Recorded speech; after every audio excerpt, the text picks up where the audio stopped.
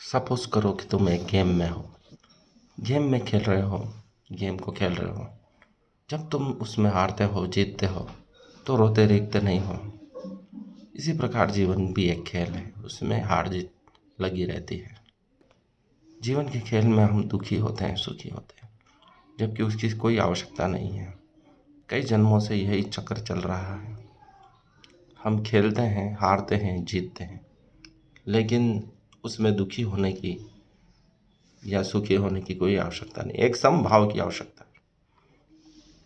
इसलिए गीता में योग कर्मसु कौशलम का श्लोक भगवान कृष्ण ने अर्जुन को कहा है। यदि आप दुखी होते हैं तो आप खेल से बाहर हो जाते हैं, यदि आप सुखी भी हो रहे हैं तो खेल से बाहर हो जाते हैं।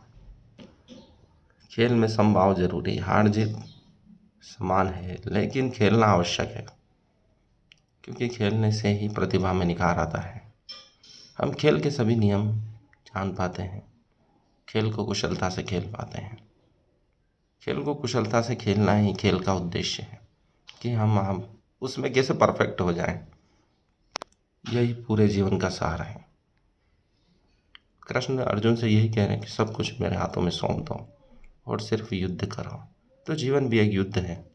सब कुछ परमात्मा के हाथ में सौंप कर निरपेक्ष भाव से कर्म फल की इच्छा किए बगैर कर्म किए जाओ।